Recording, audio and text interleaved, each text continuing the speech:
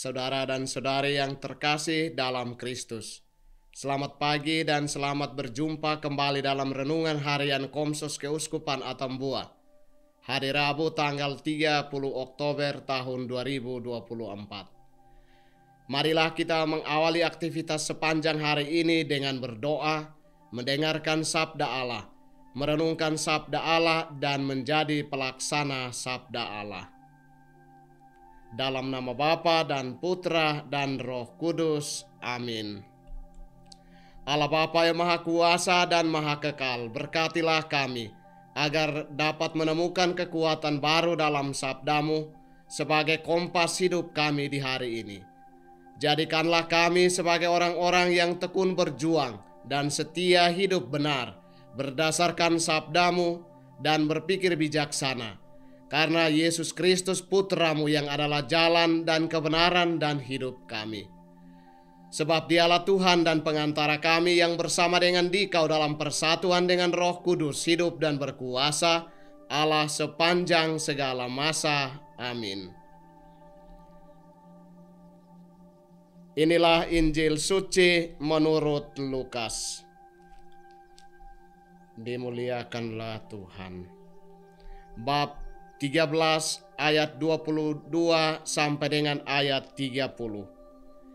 Dalam perjalanannya ke Yerusalem, Yesus berkeliling dari kota ke kota dan dari desa ke desa sambil mengajar. Maka bertanyalah orang kepadanya, "Tuhan, sedikit sajakah orang yang diselamatkan?" Jawab Yesus kepada orang-orang di situ, "Berusahalah masuk melalui pintu yang sempit itu. Sebab aku berkata kepadamu, banyak orang akan berusaha untuk masuk tetapi tidak akan dapat. Jika tuan rumah telah bangkit dan menutup pintu, kalian akan berdiri di luar dan mengetuk-ngetuk pintu sambil berkata, 'Tuan, bukakan pintu bagi kami.' Tetapi dia akan berkata, 'Aku tidak tahu dari mana kalian datang.' Maka kalian akan berkata, 'Kami telah makan dan minum di hadapanmu, dan engkau telah mengajar di jalan-jalan kota kami.' Tetapi ia akan berkata, 'Aku tidak tahu dari mana kalian datang. Enyahlah dari hadapanku, hai kalian semua yang melakukan kejahatan.' Di sanalah akan terdapat ratap dan kertak gigi apabila kalian melihat Abraham dan Ishak dan Yakub dan semua nabi ada di dalam kerajaan Allah, tetapi kalian sendiri dicampakkan keluar.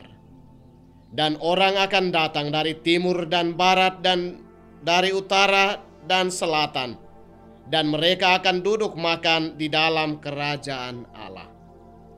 Ingatlah, ada orang terakhir yang akan menjadi terdahulu, dan ada orang terdahulu yang akan menjadi yang terakhir."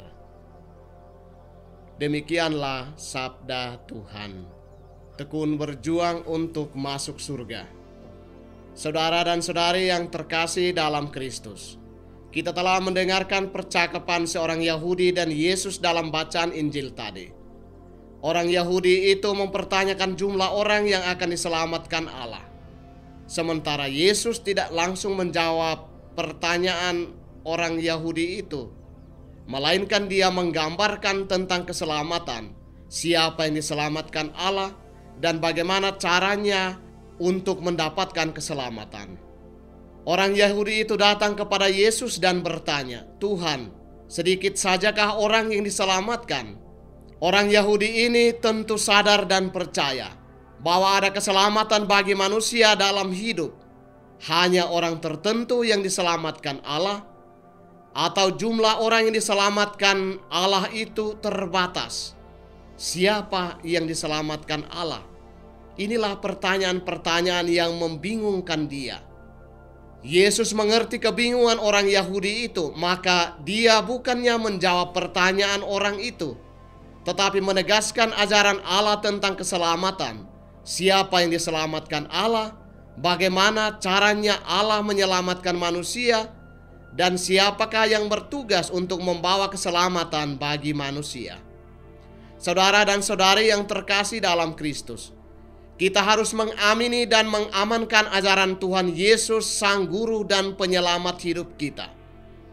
Berusahalah masuk melalui pintu yang sempit itu, sebab aku berkata kepadamu bahwa banyak orang akan berusaha untuk masuk tetapi tidak dapat. Ada 4 hal yang diajarkan Yesus di sini. Yang pertama, keselamatan tidak bisa didapat manusia yang pasif, yang pasrah diri, yang malas, yang diam-diam, tidak kerja apa-apa, hanya berharap pada siapa dan apa yang ada di luar dirinya. Yang kedua, keselamatan tidak bisa didapat oleh manusia yang berjuang setengah-setengah. Kerja hanya sedikit, kerja yang mudah saja, kerja yang enteng, gampang, kerja ikut maunya sendiri atau tidak ikut petunjuk. Yang ketiga, keselamatan manusia hanya bisa diperoleh kalau manusia berjuang dengan keras, berjuang dengan tekun, serius, sungguh-sungguh, berjuang dengan hati yang tulus ikhlas, berjuang dengan cerdas, bijaksana, kreatif, dan berjuang dengan penuh sadar, atau berjuang sampai finish, berjuang penuh tanggung jawab. Yang keempat, keselamatan itu hak semua manusia, tetapi bukanlah kewajiban semua orang. Orang Katolik tidak otomatis atau wajib masuk surga atau mendapatkan keselamatan Allah. Tidak semua manusia yang hidup di dunia ini pasti masuk surga. Orang yang beragama lain pun bisa masuk surga. Saudara dan saudari yang terkasih dalam Kristus, kita harus ingat ajaran Rasul Santo Yakobus ini. Iman tanpa perbuatan adalah sia-sia. Saya tambahkan lagi, perbuatan tanpa iman itu omong kosong. Santo Benediktus berkata, ora et labora, berdoalah dan bekerjalah.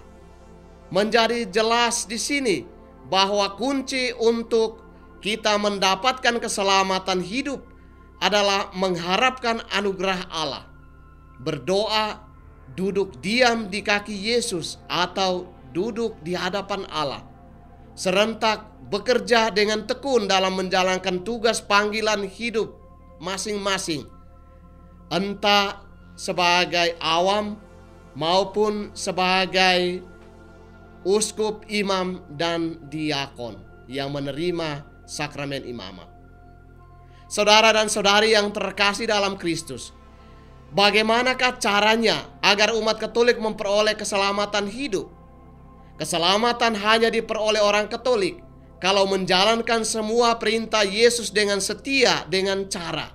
Yang pertama, mengikuti Kristus karena Dia adalah jalan kebenaran dan hidup. Injil Yohanes bab 14 ayat 6. Berikut, menerima sakramen-sakramen gereja Katolik yang diberikan oleh Kristus sendiri. Ada 7 sakramen gereja Katolik, yakni sakramen baptis, sakramen ekaristi, sakramen penguatan atau krisma, sakramen urapan orang sakit, sakramen tobat atau pengakuan dosa, sakramen perkawinan, dan sakramen imamat. Yang berikut menjadi anggota dari gereja yang didirikan oleh Yesus Kristus, yaitu gereja Katolik. Yang berikut beriman kepada Kristus yang dinyatakan dalam pengharapan dan kasih. Saudara dan saudari yang terkasih dalam Kristus, kita pasti mendengar dan tahu ajaran gereja Katolik tentang keselamatan. Extra ecclesiam nulla salus. Tidak ada keselamatan di luar gereja. Maksudnya bahwa yang pertama, keselamatan Allah hanya ada di dalam gereja. Gereja yang dimaksudkan adalah gereja Katolik, yaitu tubuh Kristus sebagai sarana atau alat keselamatan yang telah disiapkan Allah melalui Yesus Kristus putranya untuk menyalurkan keselamatan hidup bagi manusia. Yang kedua, tidak ada keselamatan hidup bagi manusia kalau tidak melalui Yesus Kristus. Gereja Katolik dalam dokumen Konsili Vatikan II menegaskan, di luar Yesus Kristus tidak ada keselamatan. Atau dengan kata lain, keselamatan datang dari Yesus melalui gereja Katolik. Yesus adalah kepala gereja Katolik. maka dia tidak akan terlepas dari tubuhnya sendiri, yaitu gereja Katolik. Oleh karena itu, keselamatan hidup manusia juga diperoleh melalui gereja Kristus, yaitu gereja Katolik. Saudara dan saudari yang terkasih dalam Kristus, marilah kita memeriksa diri kita. Sudahkah kita hidup kudus dan mulai mempraktekkan hidup kudus dengan belajar rendah hati? Marilah kita berdoa. Allah Bapa, sumber hidup kami, bukalah senantiasa pintu ketersesatan hati, pikiran, dan hidup kami melalui sabda Putra-Mu. Semoga melalui cinta-Mu yang kami alami dalam kebersamaan hidup dengan orang lain, semakin meneguhkan iman, harapan, dan cinta kepadamu, melalui teladan pengorbanan cinta kasih Yesus Kristus Putra-Mu di kayu salib. Sebab Dialah Tuhan dan pengantara kami yang bersama dengan Dikau dalam persatuan dengan Roh Kudus, hidup dan berkuasa Allah sepanjang segala masa. Amin. Semoga saudara dan saudari sekalian dan aktivitas kita sepanjang hari ini senantiasa diberkati oleh Allah yang Maha Kuasa, Bapa dan Putra dan Roh Kudus. Amin.